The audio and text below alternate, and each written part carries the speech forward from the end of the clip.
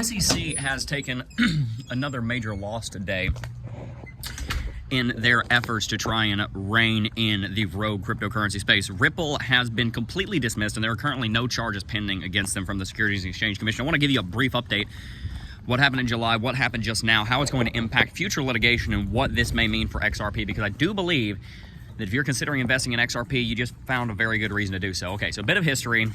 XRP is a cryptocurrency that's issued by Ripple Labs. Ripple has the stated goal of more or less bringing banking online in a new way. They want to create new mechanisms for bank transfers that are a lot faster and a lot cheaper. It's a pretty big issue in the international banking system. It's one of the major things that cryptocurrency is trying to fix.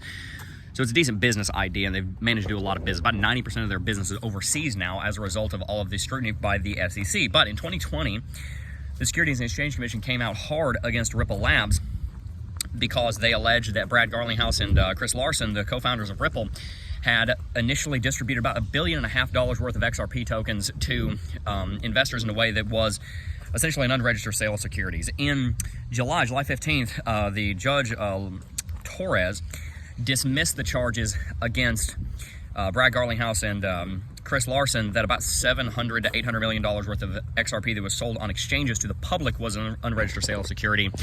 But there was going to need to be a future trial on whether or not about $783 million worth of sale of XRP to what they called sophisticated investors and hedge funds was an unregistered sale of securities. And it seemed like it was going to go in the direction that Brad Garlinghouse and Chris Larsen were going to come under litigation for having sold unregistered securities to those quote-unquote sophisticated investors. Well, the SEC has dropped those charges now.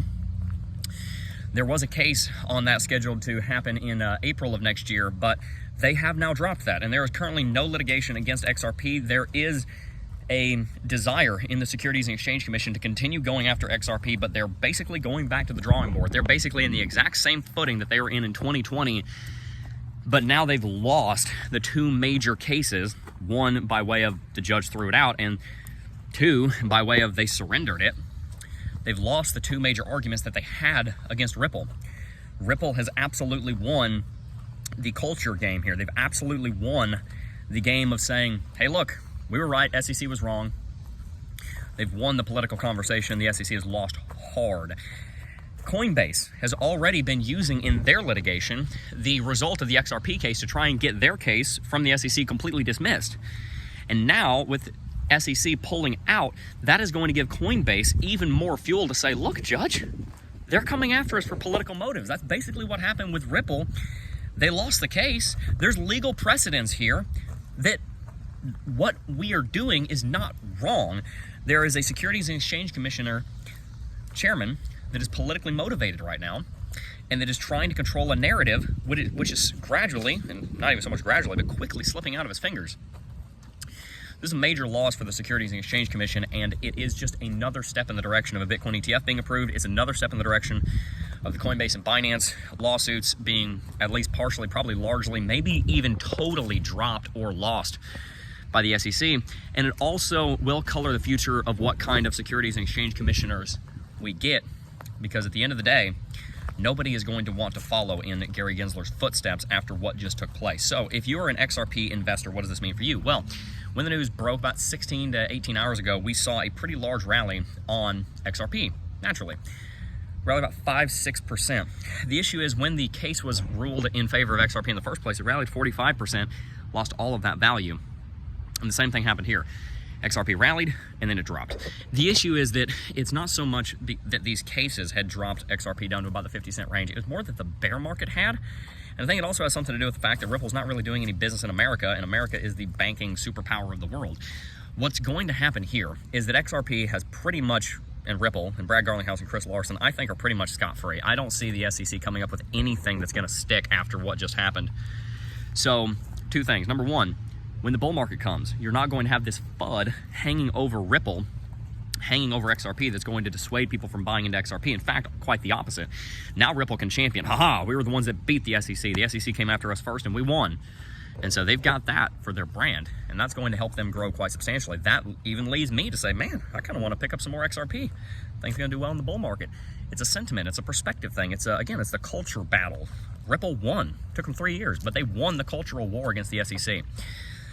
Moving forward also, though, with Gary Gensler, again, losing the battle, whoever follows him is not going to want to take the same stance that he did, because they don't want to go down as having lost one of their major campaigns during their time as SEC chair. Unless you go on to be the president or like Speaker of the House, and that's normally not the political career of somebody that's in the SEC.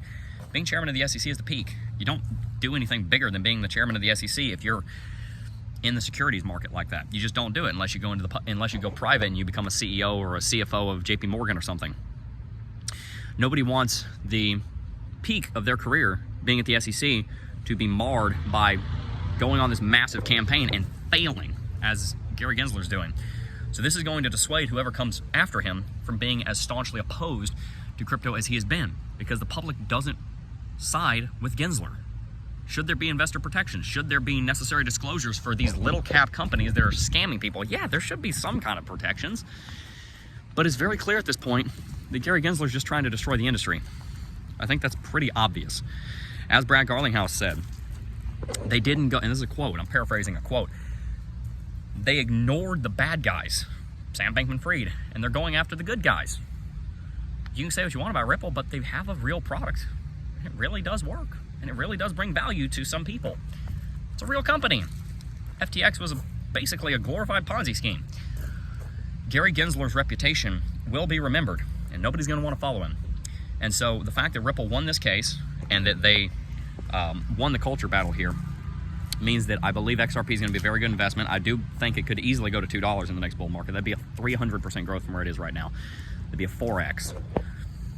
And I also do believe that with the new Securities and Exchange Commissioner coming into power around the next presidential election, every presidential election you typically get a new SEC commissioner, you're going to end up seeing Ripple start to do more business in the United States. Like I said earlier, 90% of their business is overseas. 90% of their business is outside of the United States because of this issue right here.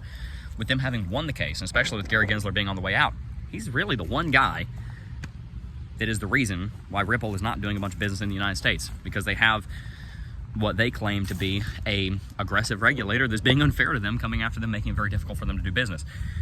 Don't forget that the United States makes up a quarter of global GDP and probably half of the banking activity happening in the world. So with Ripple coming back into the United States, which I do predict will happen in 24 and 25, that's going to lead to the company probably being able to double in size because their market just got a lot bigger. They can base themselves out of New York, the financial capital of the world, if they want to. And they'll be able to make enough money to use Ripple in a way and help it rally. I do think that during the next bull market, as a result of this news, you will be able to see Ripple doing very well. Again, moving back stateside. I do think that this has marred Gensler's reputation, and nobody's going to want to follow him in this. And whoever replaces him will probably drop the Coinbase and Binance charges if it's not already been thrown out by then. And it'll also send XRP, the token, to at least $2. That's my prediction. Love to hear what you think down below. Peace.